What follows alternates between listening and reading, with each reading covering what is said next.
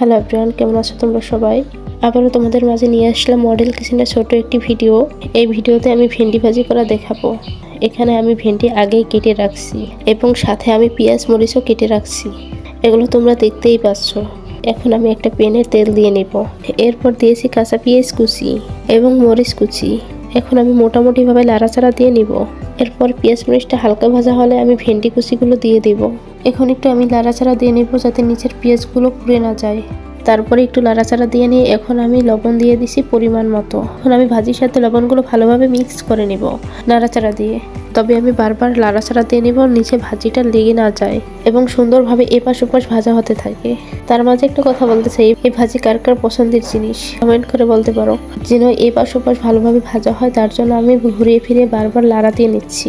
দেখতে একটু বোরিং লাগলো, আমি বারবার নাড়াচাড়া দিয়ে নিয়েছি। এরপর আমি ভাজি লবণটা আবার দেখে নিয়েছি, দেখি একটু পরিমাণে কম আছে, তাই আমি আবারও একটু লবণ দিয়ে দিব।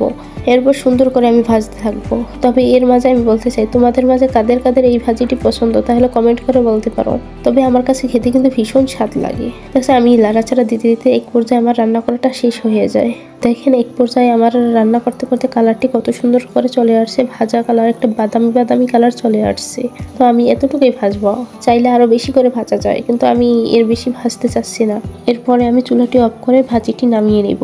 কালারটি কত সুন্দর আসছে এবং খেতেও তেমনই স্বাদ হয়েছে। তা আমি সর্বশেষ বলতে চাই, তোমাদের মাঝে কার কার ভিডিওটি ভালো লাগছে, ভালো লাগলে লাইক কমেন্ট শেয়ার করতে ভুলো না এবং পেজ হলে একটা ফলো করে দিও। ততক্ষণ অবধি ভালো থেকো, বাই বাই। দেখা হচ্ছে আবার নতুন কোনো ভিডিওতে।